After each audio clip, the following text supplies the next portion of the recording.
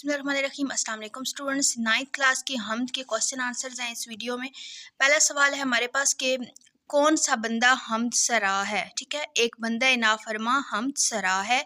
उसके बाद हमारे पास दूसरा सवाल है किसका हक सबसे मुकद्दम है। अल्लाह ताला का हक अदा करना सबसे मुकद्दम है। ठीक है, यानी सबसे पहले हमें किसका हक अदा करना है, तो वो अल्लाह ताला है।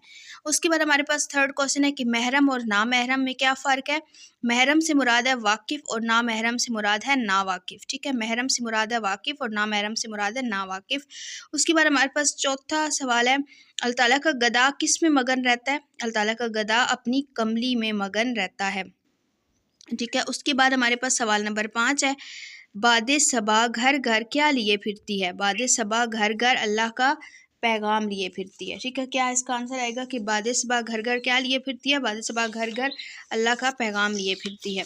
ठीक है, उसके बाद हमारे पास एक और यहाँ पे क्वेश्चन है कि इस हम्द में अल्लाह ताला की किन किन सिफ़ात को बयान किया गया है।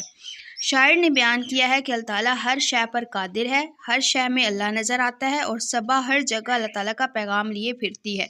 ठीक है, ये सवाल था जिसमें हमने बताना था कि वो कौन सी सिफ़ात बयान की गई हैं। ठीक है, एक ये बताया गया है कि अल्लाह ताला हर शय पर कादिर है और हर शय में अल्लाह ताला नज़र आता है, उसकी कारीगरी हमें नज़र आती है। और सबा यानी हवा, ठंडी हवा हर जगह अल्लाह ताला का पैगाम लिए फिरती है। ठीक है,